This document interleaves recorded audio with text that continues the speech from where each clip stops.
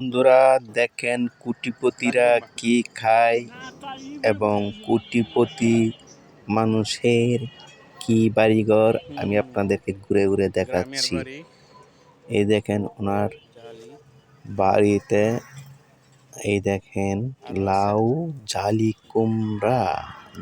কুমড়া এটা হচ্ছে সবচেয়ে টেস্ট ধন্দল জালি কুমড়া। কি সুন্দর জালি কুমড়ার গাছ, এইটা সবচেয়ে ভালো লাগছে। এই দেখেন কচি জালি মুরগি আছে, মুরগির বেঁধে রাখা হয়েছে, কিছু ছেড়ে রাখা হয়েছে। এই দেখেন বাড়িগুলো আমি আপনাদেরকে ঘুরে ঘুরে দেখাচ্ছি। কোটিপতিদের বাড়িঘর ফেলে রেখে ঢাকায় থাকেন, কিন্তু বাড়িঘরগুলো একা একা পড়ে থাকেন বেশিরভাগই। এই মেহেন্দি গাছগুলো দেখছেন? যারা বাড়িতে থাকেন দায়িত্বশীল তারা মোটামুটি ভাবে আর কি পালন করেন দায়িত্ব, কিন্তু যারা মেইন বাড়ি তৈরি করেন, যারা বাড়িতে আগে ছিলেন তাদের মতন আর হয় না। যারা দায়িত্বশীল বাড়িতে থাকেন তারা আসলে পুরোপুরি দায়িত্বরা পালন করেন না। যাই হোক, আমি তারপরও দেখাচ্ছি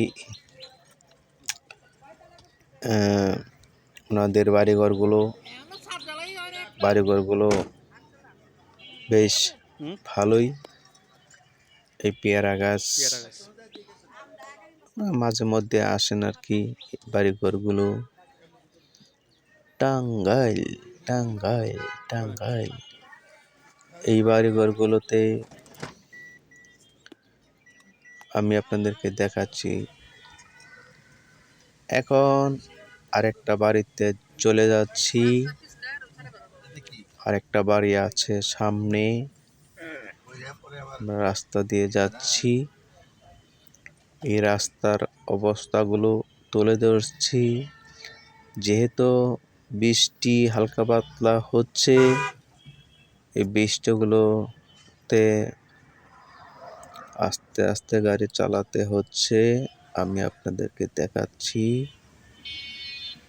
একটু গুলেটা অবস্থা, দিনের বাপ গোলাটা।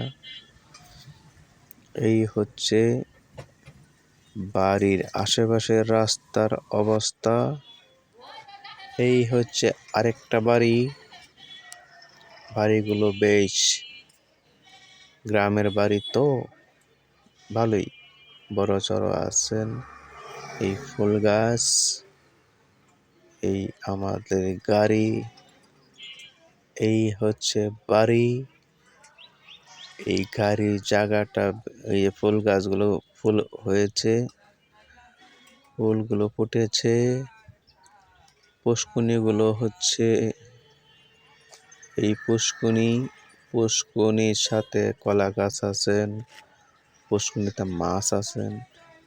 তারপর লেবু গাছ, লেবু আছেন। এই রাস্তাটা পুষ্কুনির পার, গাছগুলো সেই সুন্দর। তাই বন্ধুদেরকে আমি দেখাচ্ছি কলা গাছ, তারপর লেবু গাছ। পুষ্কুনিতে মাছ খালি লাফাচ্ছে। এই লেবু গাছ, লেবু আছে, তবে দেখাচ্ছি এই যে একটা লেবু পেয়েছি। আসলে লেবুটা দেখে ছিঁড়তে মন চেয়েছিল, কিন্তু আবার ওকে ভালো থাকবে।